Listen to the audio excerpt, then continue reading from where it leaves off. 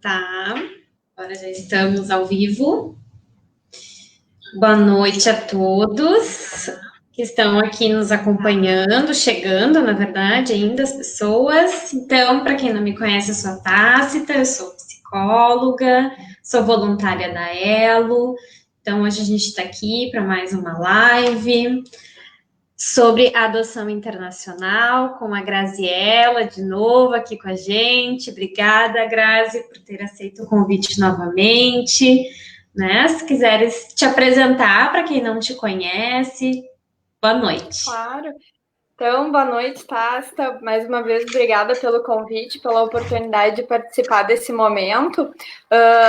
Em alguma semana anterior, eu compareci enquanto Graziella, assistente social da Coordenadoria da Infância, né?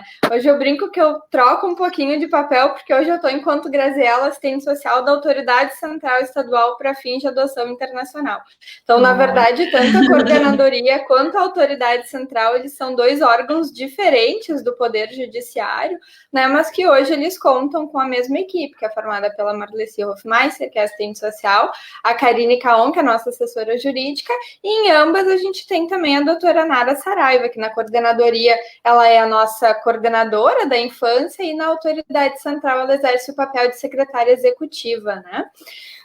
Então, sou assistente social do Poder Judiciário desde 2015 e desde meados de 2018 a gente está cedida lá para a Corregedoria, onde eu atuo tanto na Coordenadoria da Infância quanto na Autoridade Central Estadual, ou também conhecida como Comissão Estadual Judiciária de Adoção Internacional, a CEJAI, que é onde então a gente vai poder conversar um pouquinho sobre adoção internacional, né?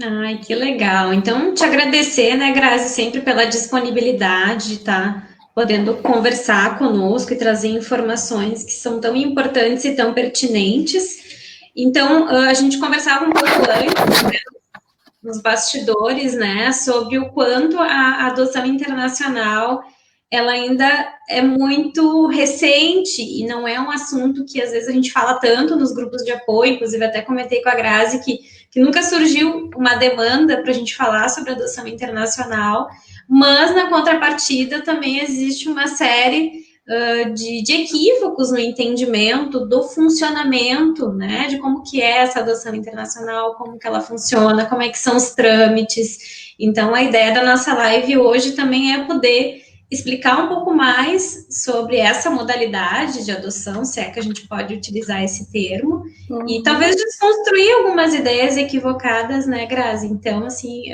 muito importante esse tema, assim como todos os temas, quando se refere à adoção, para nós todos são sempre importantes. Então, a gente fica até um pouco repetitivo.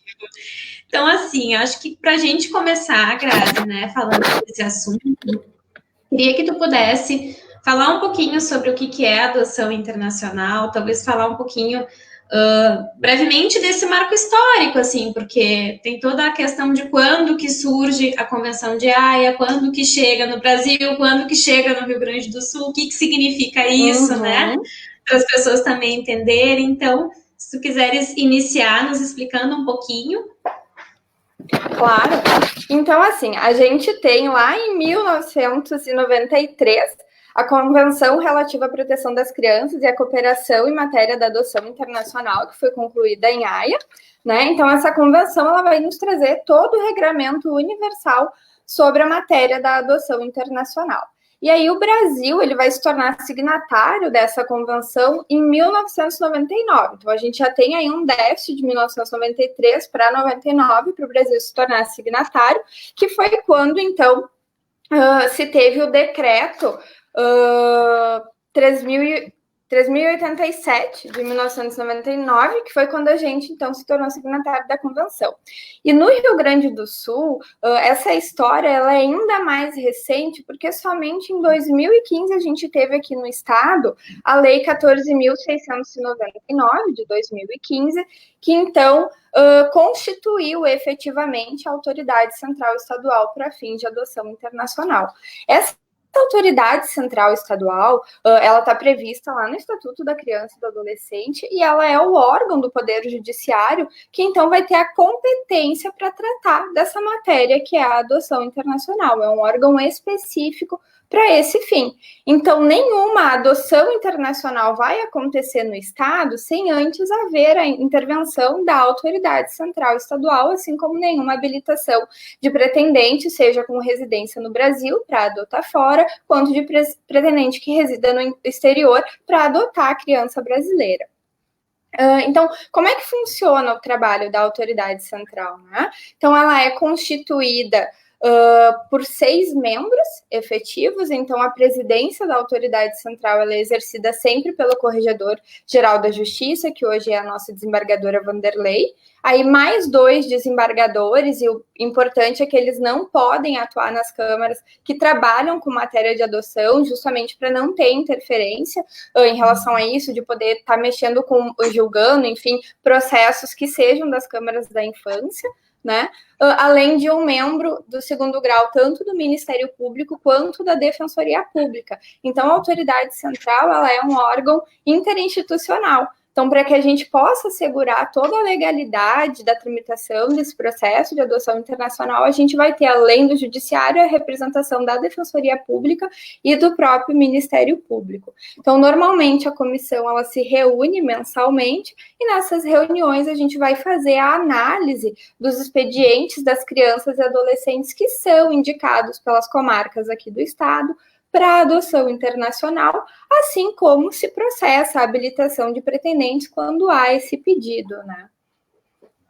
Perfeito. E assim, né, Grazi, é importante dizer que não são todos os países que se contempla a questão da adoção internacional, né? Existem alguns estados-parte, que se chama, né? Alguns países onde se trabalha com a adoção internacional especificamente, né? Seria a Itália, os Estados Unidos, a França e a Espanha, é isso, né? Isso, na verdade, assim, os países parte da convenção são vários. A gente pode entrar lá no site da Convenção da Haia e lá a gente vai ter uma lista bem grande com vários países que têm a ratificação da convenção e que, por isso, podem fazer essa adoção internacional com o Brasil, podem estabelecer esse acordo de cooperação e tramitar esse processo. Esses países que tu citaste, são os países que têm organismos internacionais credenciados para atuar no Brasil. Então, justamente por isso, as adoções internacionais, com os países com que o Brasil mais faz adoção hoje, consequentemente, são esses. A Itália, ela domina, né, está no topo, porque também é o país que mais tem organismos internacionais credenciados para atuar aqui no Brasil. Então, hoje a gente tem em torno de 17 organismos credenciados, a maioria são organismos italianos, e esses organismos, eles são organizações, normalmente, não governamentais, mas tem alguns em específicos que são ligados ao governo, mas são instituições sem fins lucrativos e são essas agências de adoção, né? Então, eles têm todo um credenciamento, eles têm toda uma fiscalização. No Brasil, para esses organismos poderem atuar, eles precisam obrigatoriamente serem credenciados pela nossa Autoridade Central Administrativa Federal, a ACAF. Então, faz um processo de seleção bastante rigoroso. Eles têm a validade para poder atuar aqui no Brasil, que normalmente é de 2 em 2 anos, então depois eles precisam entregar novamente essa documentação. E tem alguns pré-requisitos que esses organismos precisam cumprir para poderem continuar ativos aqui no Brasil, né? E um deles é a própria questão do acompanhamento pós-adotivo dessas crianças. Mas, Tássia, eu me dei conta que no fim eu não expliquei o que é a adoção internacional, né? Parece tão óbvio, mas o que diferencia, né, a adoção de uma adoção internacional? A adoção normal, a adoção doméstica, que a gente chama, ela é feita entre pretendentes habilitados que residem no mesmo país em que aquela criança ou aquele adolescente. Então, isso é conhecido como uma adoção doméstica.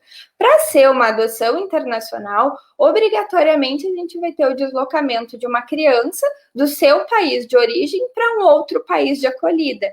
E como a gente estava conversando, ambos os países obrigatoriamente precisam ser estados-partes, precisam ser ratificantes da Convenção da Haia, justamente para que a gente tenha essa segurança jurídica na tramitação dessa adoção e para que essa sentença seja automaticamente recepcionada e reconhecida quando essa criança chega nesse país estrangeiro, né? Então, isso é bem importante, a gente entender que tem que ter esse deslocamento da criança entre o seu país de residência e o outro país de acolhida, sendo ambos parte da Convenção da Haia.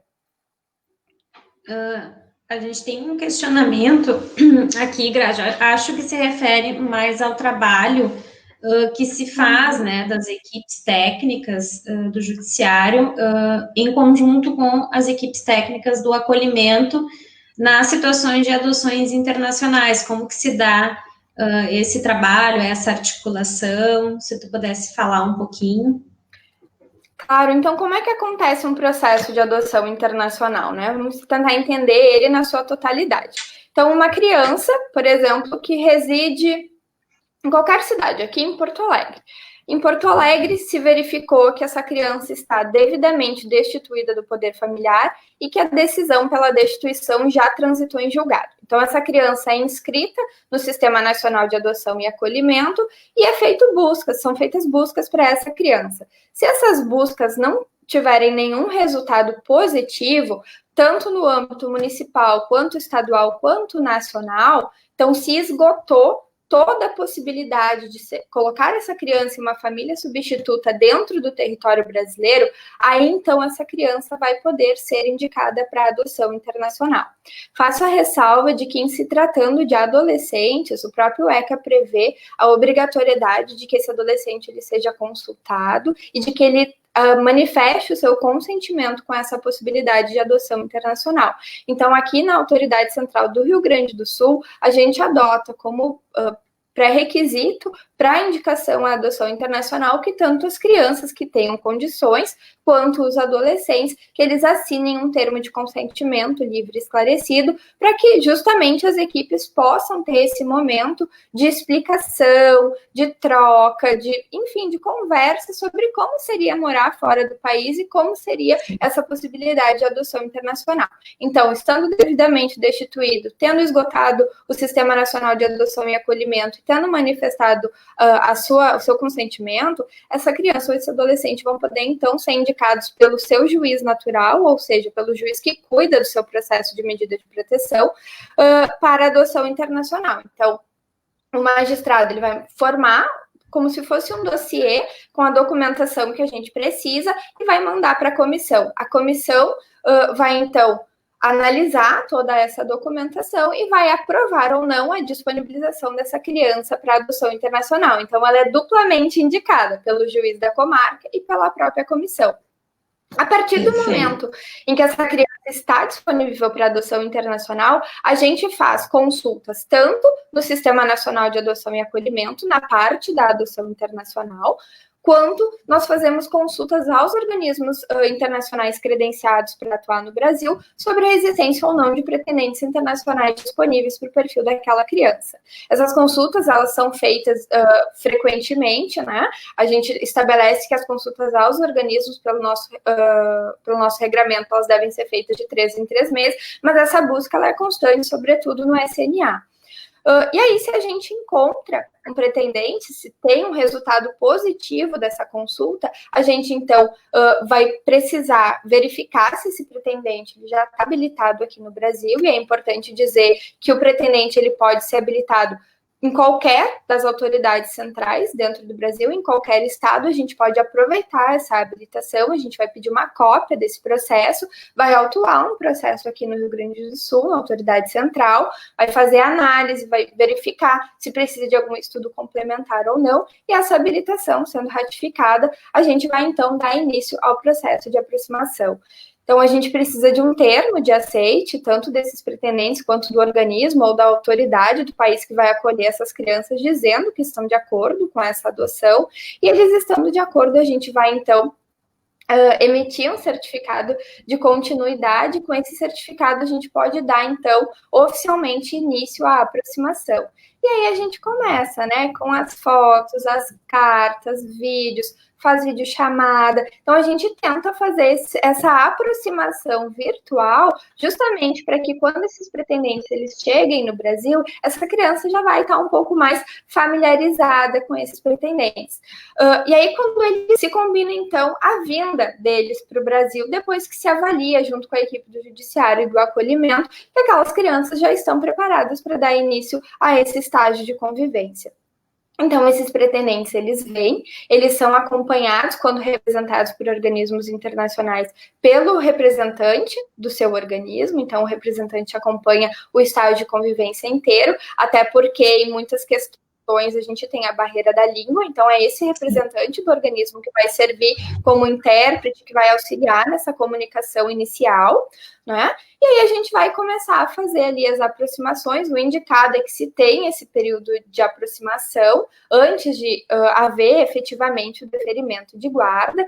E aí, então, a gente tem audiência para o deferimento da guarda, tal qual é num processo de adoção doméstica, né? Então, a gente vai, a partir do momento que se tem essa guarda, os pretendentes e as crianças passam a residir no mesmo local. A gente sempre tem um cuidado para que se tenha uma rotina mais próxima da rotina doméstica possível. Então, não é indicado que esse pretendente fique em hotel ou qualquer coisa assim. É indicado que se alugue casa, que se tenha toda aquela rotina de cozinhar, de organização, enfim, para que se possa efetivamente simular ali um cotidiano mais próximo possível ao que eles vão ter quando chegarem no país de acolhida, né? Então, esse estágio de convivência ele dura de 30 a 45 dias, o mínimo é 30 dias e não tem essa possibilidade de diminuir esse período. Então, o pretendente, quando ele se habilita para uma adoção internacional no Brasil, ele sabe que vai precisar ficar esse período, e claro, os custos, eles são arcados por esse pretendente. E aí, ao final desse processo, a equipe do judiciário, que é quem vai acompanhar esse estágio de convivência, retomando a pergunta, né? A equipe do judiciário e do acolhimento, eles vão trabalhar muito juntos na preparação das crianças e durante o período de aproximação. Mas depois, quando chega o período de estágio de convivência, a equipe do judiciário é quem vai seguir acompanhando, até para que a gente possa não cortar esse vínculo, mas separar, né? Demarcar ali a fase da vida que aquela criança está iniciando, que agora é com aquela família, que aquela é a equipe de apoio, assim como quando eles chegarem lá no país de acolhida, eles vão ter uma outra equipe de apoio acompanhando. Então, ao final do estágio de convivência, é emitido o parecer pela equipe técnica do judiciário. Isso é uma questão bem importante, como aqui no Rio Grande do Sul a gente não tem equipe técnica em todas as comarcas, o nosso regramento interno, ele permite que o estágio de convivência seja acompanhado pela equipe da regional da infância e juventude. Então, essa vara regional vai poder dar esse apoio, porque nas regionais tem equipe técnica. Então, sempre vai ser a equipe do judiciário e não terceirizada que vai fazer esse acompanhamento. E aí, ao final, a gente vai ter ali, né, a lavratura de um novo registro de nascimento, já com aquela filiação daqueles pais daquela adoção internacional. E aí se faz a confecção do passaporte da criança e aí ela vai para o seu país de acolhida, né? E chegando lá, ela vai receber acompanhamento por parte da equipe ou do órgão responsável pela adoção internacional, autoridade responsável, ou pelo próprio organismo que já acompanhou a adoção aqui no Brasil, pelo período de 2 anos. Isso é uma questão que faz muita diferença, esse acompanhamento, porque é a garantia de que por 2 anos, no mínimo, essa família vai ter acompanhamento social e psicológico, e de 6 em 6 meses as autoridades estrangeiras precisam nos enviar relatório, dizendo como está essa adaptação, e esse relatório, por exemplo, chegaram ao fim dos 2 anos e ainda não saiu a cidadania da criança do país de acolhida. Então, esses relatórios, eles não podem parar. Eles só vão efetivamente parar de ser enviados ou ao término dos 2 anos ou quando for enviada a cidadania, o reconhecimento da cidadania da criança no país de acolhida, justamente para assegurar que essa criança está tendo todos os seus direitos assegurados, né? Perfeito, perfeita a tua explicação. A gente tem vários questionamentos aqui, muito bom. Vou deixar tu tomar uma aguinha. Então, a gente acabou já respondendo aqui a pergunta da Silvana. Então, sim, existe preparação, existe acompanhamento, existe o estágio de convivência, né? Tudo como se dá aqui no Brasil. Também os trâmites, claro que devem ter algumas ressalvas diferenciadas, né, em cada país, mas sim existe esse acompanhamento, inclusive desses 2 anos, o que é excelente, né, Grazi? Tem uma pergunta. Digo assim, Pasta, só uma observação, a gente percebe que a preparação desses pretendentes nos países que a gente tem tido aproximação, na Itália, França, Portugal, são preparações muito, muito, muito efetivas. Assim. Então, eles trabalham muito com a questão da expectativa, da idealização do filho, da questão da necessidade de preservação da cultura, e essa habilitação dos pretendentes, quando chega para a gente, ela tramita um processo tal qual tramitaria um processo de pretendente. Então, a gente faz toda a análise dos estudos psicossociais que eles nos enviam, e normalmente são estudos que não são feitos em 1 ou 2 atendimentos, mas durante um período de acompanhamento, para que eles possam, então, ao final, serem habilitados para adoção. E aí a gente faz uma análise técnica, emitindo um parecer se aqueles estudos evidenciam ou não o preparo desses pretendentes, e se for necessário a gente pode solicitar novas avaliações, novas diligências, enfim. Então acaba sendo um processo bem seguro, e a experiência que a gente teve é que esses pretendentes realmente têm uma preparação bastante sólida. Que bom, isso é ótimo, né? Porque já existem vários desafios que depois a gente vai também conversando. A Melissa, aqui do canal da Ação Tardia, que são nossos parceiros, assim, em vários projetos, disse que eles recebem muitas dúvidas, né, de brasileiros que moram no exterior e que querem adotar crianças brasileiras, né? E ela está questionando, assim, quais são as diferenças entre a adoção de um estrangeiro ou um brasileiro que reside no exterior. O processo de habilitação, por exemplo, de 2 pessoas, uma estrangeira e uma brasileira, que vai residir na Itália, eles vão passar na Itália pelo mesmo processo de habilitação. Por quê? Porque o que interessa é que a residência habitual deles é a Itália, então ambos vão fazer uma adoção internacional. O que vai diferenciar o fato dele ser brasileiro é que naquele perfil de criança que ele deseja, ele vai ter prioridade por ser brasileiro do que um outro estrangeiro que deseja aquele mesmo perfil de criança. Então, os brasileiros, eles sempre vão ter essa preferência, mas é isso.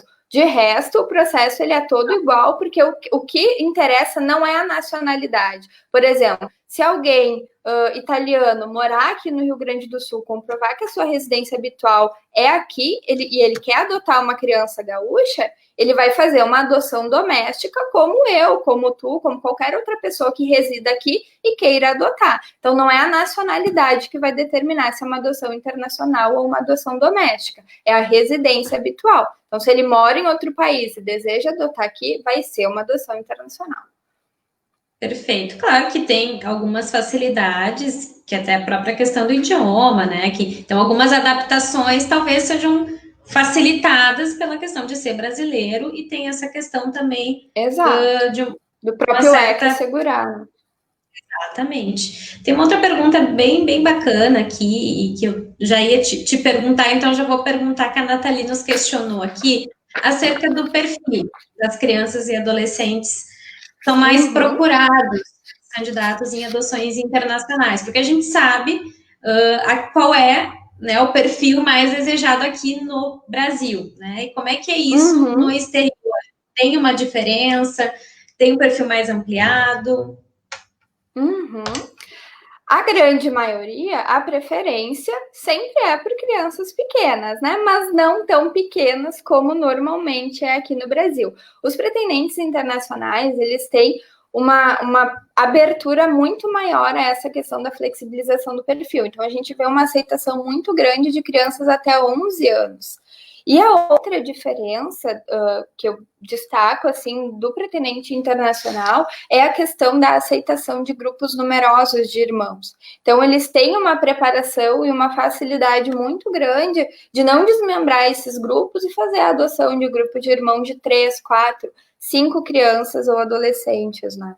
Então, acho que essa questão é um potencial muito grande, inclusive por isso Em 2019, ano passado, saiu o ofício circular 39 da Corregedoria aqui do nosso estado, justamente orientando todos os magistrados que antes de desmembrar os grupos de irmãos, que se esgote também o cadastro de adoção internacional, justamente porque a gente sabe que tem muitos pretendentes que aceitam esse tipo de adoção de grupos mais numerosos. Então, o que a gente vê hoje não é automático, né? A criança está destituída, esgotou o SNA, vai estar indicada para adoção internacional. Não, a gente precisa de uma indicação por parte da comarca para a gente poder analisar a documentação dessa criança e aí sim disponibilizar ela para adoção internacional. E eu diria que hoje esse é um dos nossos grandes desafios, conseguir que todas as crianças que estejam nessas condições de serem disponibilizadas para adoção internacional efetivamente o sejam, porque é mais uma possibilidade daquela criança ter o seu direito à colocação em família assegurado, né? E existe aquela questão, como se esgotam todas as possibilidades no país vigente, que seria o Brasil, então talvez essa questão das adoções tardias e de colocações de grupos de irmãos, né, ou até crianças com deficiências também, né, Grazi, a gente sabe, às vezes é um dificultador. Talvez por isso que a gente, às vezes, acompanha, assim, em algumas entrevistas, em algumas notícias, né, que houveram adoções de grupos de irmãos, né, fora do país, ou que houve alguma adoção de uma criança com um grau de deficiência, às vezes, mais avançado, enfim, mais agravado. Então, as pessoas, às vezes, fazem essa ideia de que e sim, né, como tu disseste, tem também esse perfil mais ampliado, né, Grazi? Então, talvez por isso essa especificidade das vezes acontecer essa questão das adoções tardias. A Silvana traz um questionamento que eu acho que é bem pertinente, assim, a questão do vínculo, né, Grazi? Claro que vai depender muito da idade, né? Se a gente for pensar num adolescente, por exemplo, né? Existe toda uma questão, assim, de que essa criança ou esse adolescente, ele tem toda a sua vida, todos os seus vínculos no seu país, na sua cidade, vamos, no seu bairro, né? A gente vai, assim, reduzindo. Então, assim, às vezes a troca de cidade, às vezes uma troca de estado, já tem todo um período de adaptação, né? Tu sai, tudo muda, a escola muda, tu te afasta dos teus amigos, né? De pessoas que cuidaram de ti, dos cuidadores, enfim, de todas as tuas referências, de todos os vínculos, né? Numa situação de adoção internacional, além de todas essas questões que a gente sabe que se envolvem dentro de um processo de adoção, tem a questão do idioma, né? Então, assim, que é uma criança ou um adolescente que além de todas essas adaptações, ainda tem essa outra adaptação. E como é que se dá isso na prática, assim, né? Dos casos que tu já acompanhou, que vocês já viram, como é que funciona, assim? Como é que se dá isso? Fala um pouquinho pra gente. Bom, primeiro tu falou casos e risada, né? Mas é porque o Rio Grande do Sul realmente é muito jovem nessa questão da adoção internacional, então até dando um retorno para as pessoas, né, em relação à atuação do judiciário. O judiciário não parou na pandemia e a gente fez, desde a instalação efetiva da autoridade central em 2015, a gente fez a nossa primeira adoção internacional, que finalizou em pleno período de pandemia. Então, foi um desafio enorme. Então, recente. É muito recente, sim, super recente, foi agora em abril mesmo. Então, a questão da língua, a gente não pode ser hipócrita de dizer que não é um dificultador, porque é um dificultador, né? Mas tem toda aquela questão do acompanhamento do representante do organismo que serve como intérprete, e eu quero destacar aqui, pelo menos no caso que a gente acompanhou recentemente, todo o trabalho da equipe do judiciário e do acolhimento anteriormente, de poderem preparar essas crianças, de contar como é que era aquele país para o qual eles iriam ir, de como era a língua, de já ensinar, dizer oi, dizer tchau, bom dia, tudo bem, mãe, pai, como é que chama, como é que não chama. Então, já tem esse preparo anterior, então, ainda que a criança ou adolescente saiba que vai ter esse desafio, ele já é um desafio conhecido, né? Então, se faz um trabalho de que vai existir essa dificuldade, mas que bom, eles vão ser liberados para poderem ir para sua casa, efetivamente, a gente entender que a comunicação ela está sendo efetiva. Eu acho que é muito difícil a gente poder dizer que em 30, 45 dias a criança vai sair daqui conseguindo compreender tudo e falar a língua dos adotantes. Acho que, enfim, nem no mundo mais idealizado seria possível, né? Por mais que a criança tenha facilidade e que o adotante tenha muita disponibilidade de conseguir falar devagar e ensinar. Mas o que a gente vê pela leitura e pela experiência de outras autoridades centrais é que ali na segunda para terceira semana da convivência, a comunicação ela já está muito mais fluida. Então já entende o que quer comer, já entende qual é aquela necessidade básica daquele momento. E é uma construção, né? A convivência, ela vai nos forçar ali a se comunicar e a tentar entender, e a tentar falar alguma palavra, e flui. Não me pergunta como, também não entendo, mas a gente acha lindo, acaba fluindo. No início, ela é um dificultador, é uma barreira, é uma questão complexa, porque aprender qualquer outro idioma é complexo, mas não é algo que impede de acontecer o vínculo, de acontecer o afeto, de acontecer o carinho. Essa família que adotou agora aqui no Rio Grande do Sul, ela, a adotante, a primeira coisa, quando ela viu as crianças, ela disse: tudo bem que a gente não se entenda, mas para dar carinho, para dar abraço, para dar beijo, a gente vai se entender. Então, é isso. A linguagem do afeto, ela acaba fazendo esse primeiro acolhimento de forma a tornar mais leve a barreira da língua. E talvez, assim, por ter esse primeiro desafio, talvez os outros vão ficando um pouco mais secundários. Não que eles não venham a aparecer com o tempo, mas talvez... E aparece. Aparece, claro, mas talvez não seja a primeira dificuldade, né? Talvez se tenha primeiro, assim, aquela novidade de ter que aprender o idioma, de conhecer o lugar, então tem toda aquela novidade. Então, acho que até esse processo assim, de adaptação ele deve ser bastante diferente. A Denise está perguntando para a gente se para adoção internacional precisa de advogado ou se dá da mesma forma como aqui no Brasil. O que eu vou te dizer, Denise? Que depende. Por quê? Porque a gente sempre... No Brasil, a gente tem em vigência a legislação brasileira. Então, aqui no Brasil, a adoção não precisa de advogado. Aqui no Brasil, a adoção é gratuita. Mas nos outros países, a gente sempre precisa... Tanto que o primeiro passo, quando o pretendente brasileiro quer fazer uma adoção fora, a gente recebe a documentação e é obrigatório... Então, assim, falando um pouquinho desse processo de habilitação, né? Para um pretendente brasileiro querer adotar fora, o primeiro passo é ele se habilitar na sua comarca de residência. Então, ele faz uma habilitação normal. A partir do momento que ele está habilitado, ele pode comparecer então, na sua vara de habilitação, na sua comarca, e indicar, fazer um requerimento de próprio punho, bem simples, que ele quer fazer uma adoção internacional, ele quer se habilitar para adoção internacional. E nesse momento, ele precisa obrigatoriamente indicar de que país ele quer adotar e indicar somente um país. Às vezes a gente recebe pedidos indicando 5, 6 países. Não dá. Por que não dá? Porque assim que a gente recebe essa documentação, a gente autua o expediente e a primeira coisa que a gente faz é consultar a nossa autoridade federal sobre se é possível adotar naquele país, para ver se ele é ratificante ou não da Convenção da Haia, se ele é Estado parte, e aí, então, se for, a gente já pede qual é a legislação daquele país para ver, então, como a gente deve proceder. Né? Então, normalmente os de fora, eles têm organismos credenciados que atuam aqui no Brasil e aí esse organismo funciona como um representante desses pretendentes, não no papel de advogado, mas de representante desses pretendentes. E aí fora, talvez seja necessário contratar alguma agência de adoção, enfim, mas aí vai depender da legislação do país. Na adoção internacional tem muito isso do depende, né? Porque a gente precisa efetivamente analisar a legislação daquele país para saber como o processo lá vai se dar. Perfeito, tu já respondeu aqui a pergunta da Silvana, porque é uma dúvida muito recorrente, Grazi, porque, enfim, a gente vê muito isso na mídia, né? Atores brasileiros, enfim, pessoas famosas que acabam indo para o exterior e tem que ter muito cuidado, porque as pessoas, às vezes, parece muito simples, né? Eu fui lá na África fazer um projeto social e aí eu me apaixonei por uma criança e eu trouxe. Não é assim que funciona.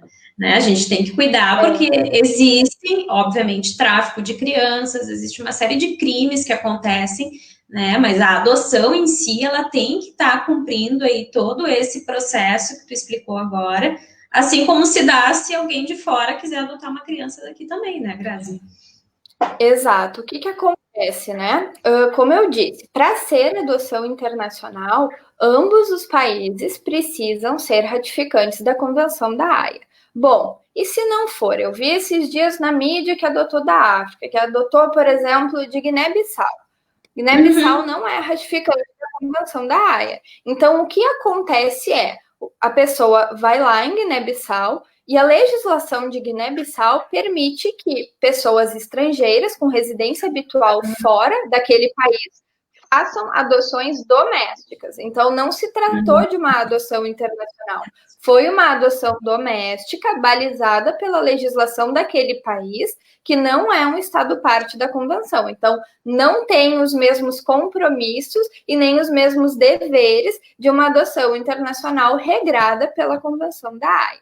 Então, o que esse casal, esse pretendente, esse adotante, vai precisar fazer após ter feito essa adoção doméstica para essa sentença ser reconhecida aqui no Brasil. Então, essa criança, normalmente, ela vem com um visto de turista, né? Então, é diferente da adoção internacional, que ela, enfim, já tem todo aquele acordo de cooperação para a entrada daquela criança naquele país.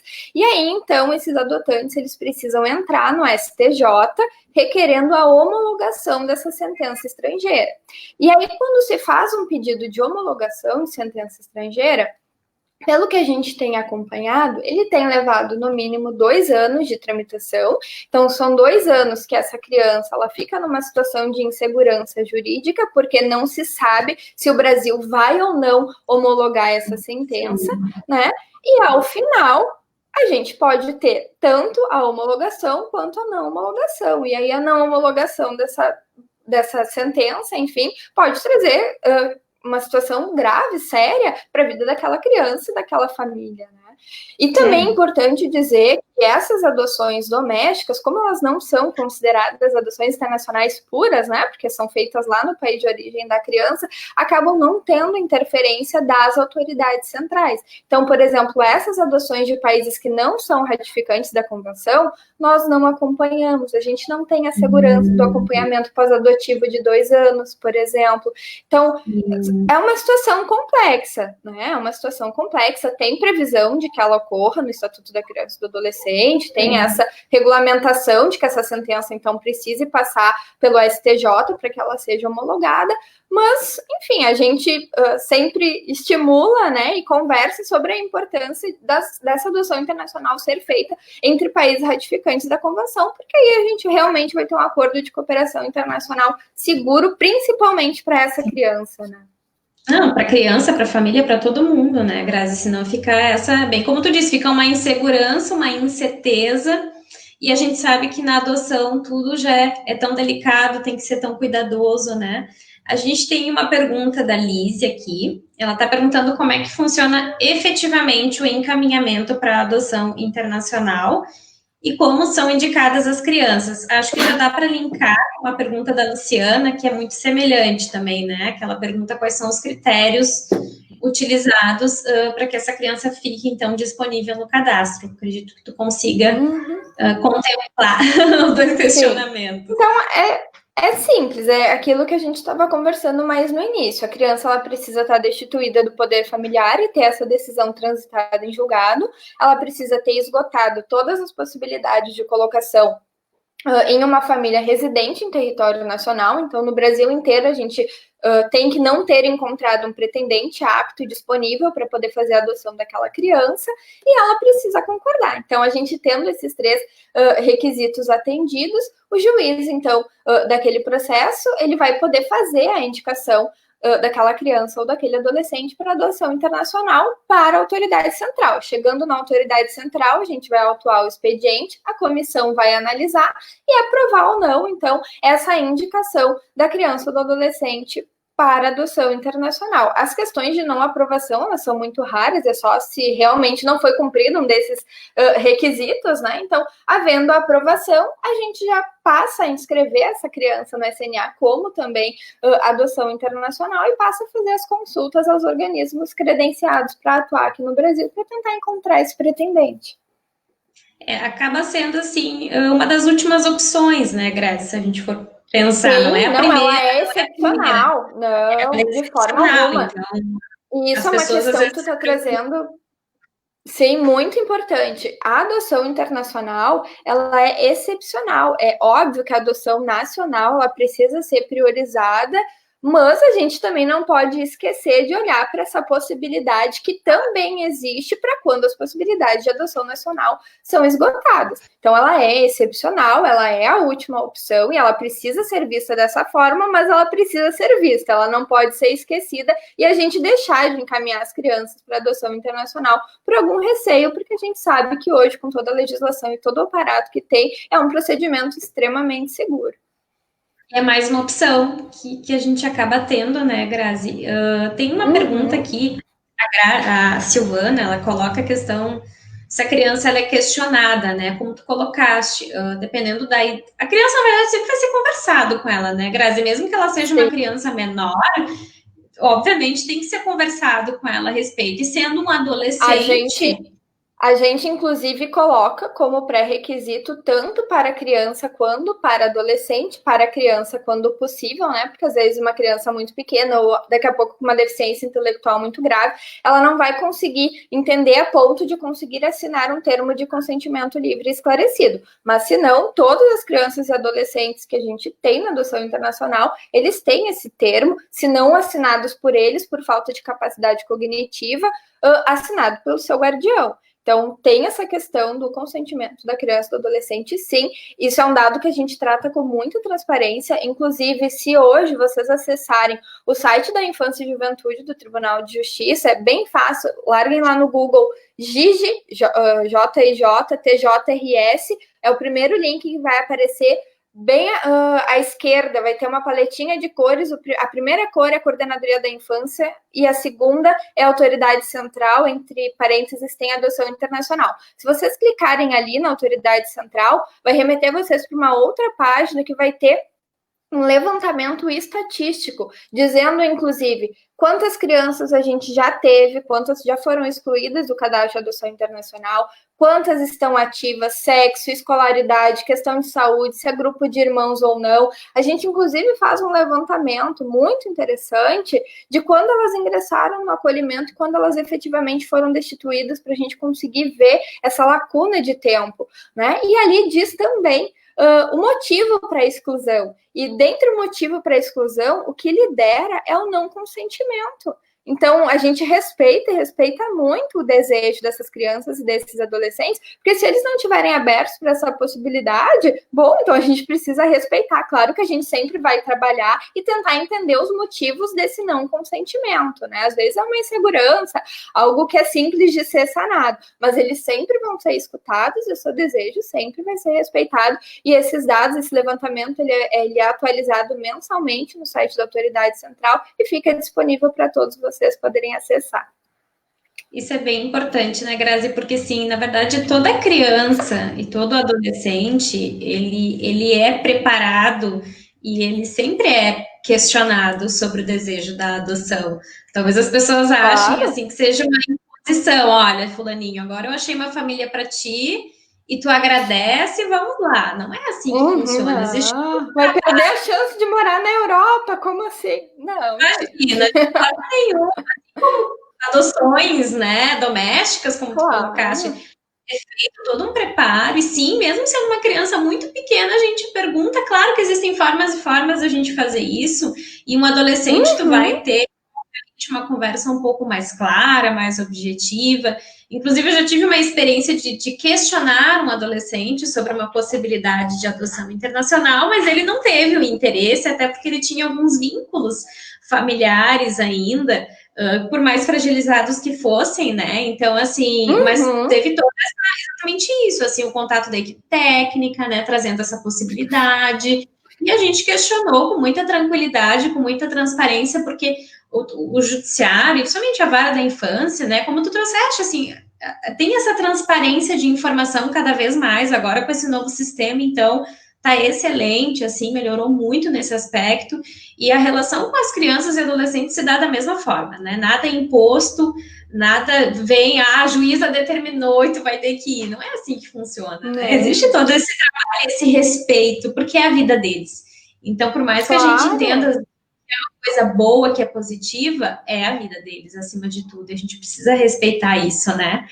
Grazi, tem uma pergunta, não sei também, né, se tens essa informação, né? Se aqui no Brasil existe a fila, né? A tal da fila, que a gente já desmistificou um pouco. Mas, assim, se em adoções internacionais também tem essa fila, essa espera prolongada, né? Não, tu já ouviu falar também?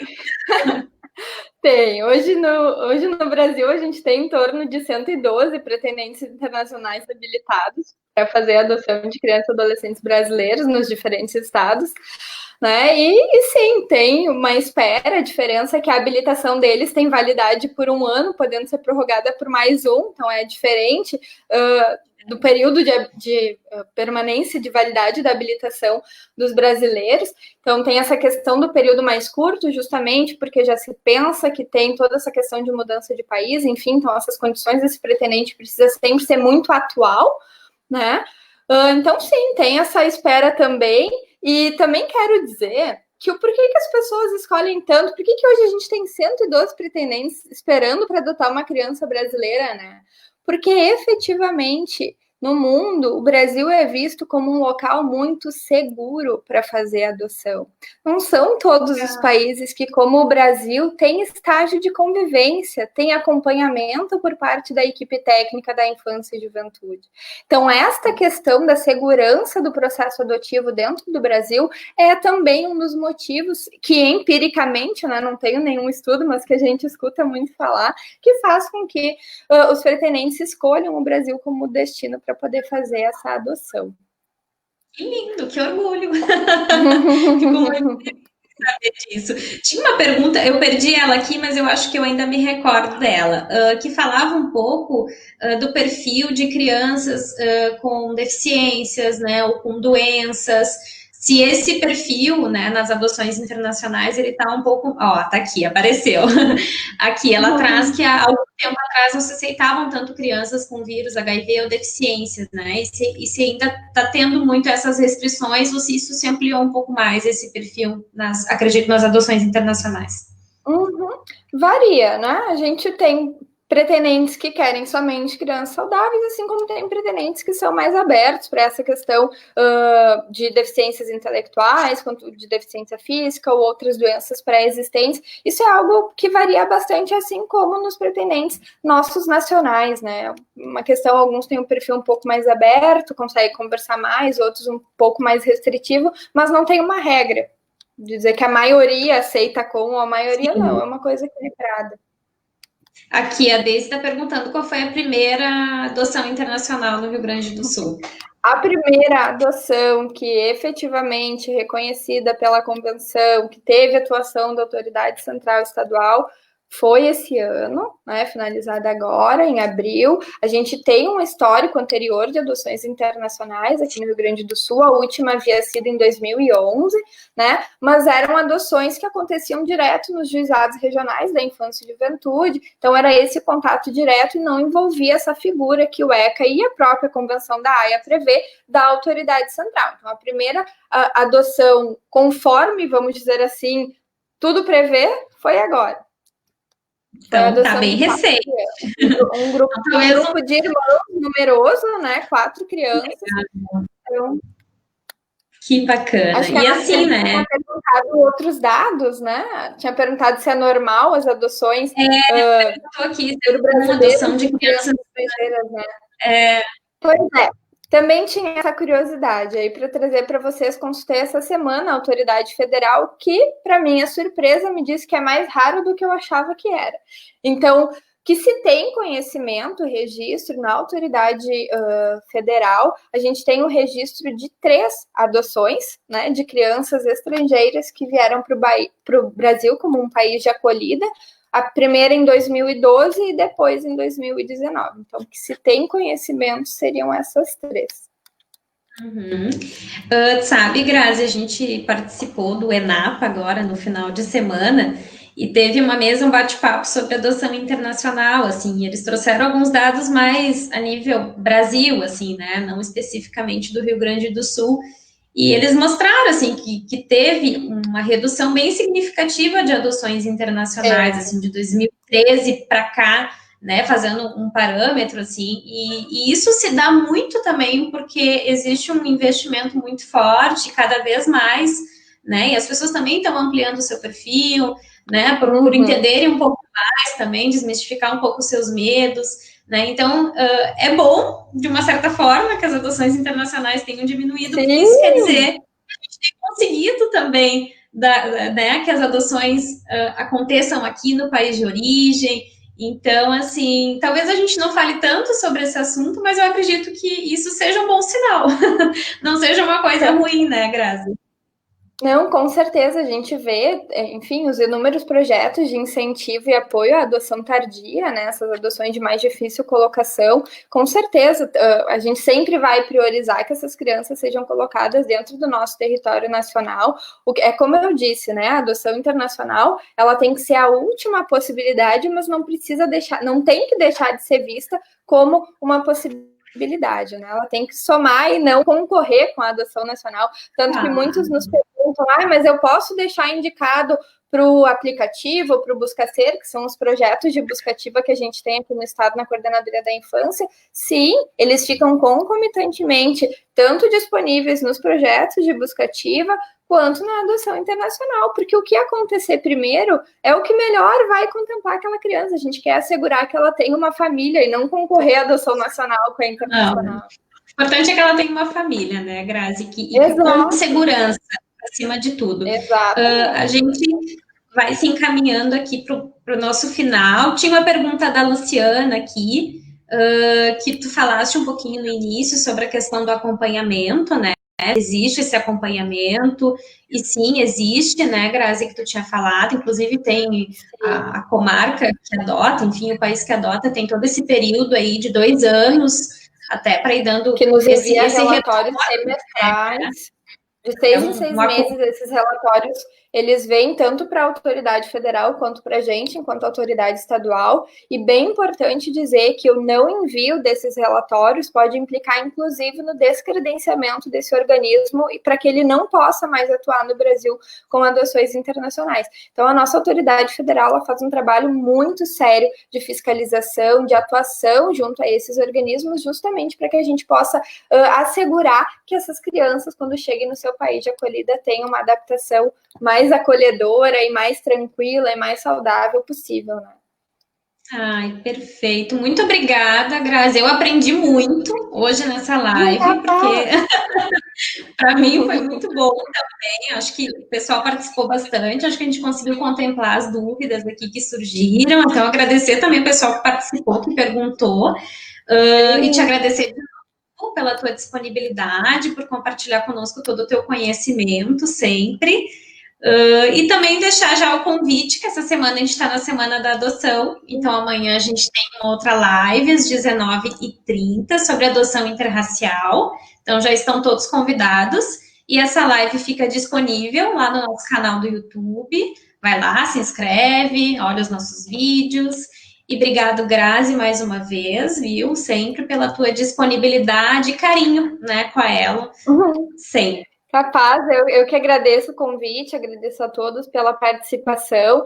Eu adoro falar desse tema, ainda que eu não saiba muito sobre ele, é bem recente a situação, né?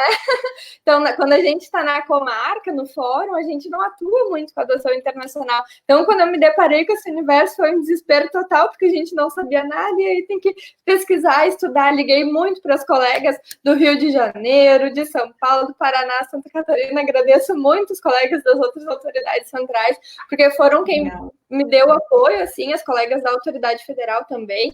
Então, sempre disponível, assim, a gente fica para tirar dúvidas, conversar sobre isso. Tem um e-mail também, institucional, que é autoridadecentralrs@tjrs.jus.br. Se tiverem dúvidas, podem nos procurar por lá. E como eu falei antes, também tem o site da Infância e Juventude, que lá também tem todas as informações, tem uma cartilha que a gente fez, tá bem bonita, que conta um pouquinho sobre como funciona a adoção internacional. E agradecer. Boa noite a todos, então. Obrigada, Tássia. Obrigada. Boa noite, gente. Boa noite. Tchau. Tchau.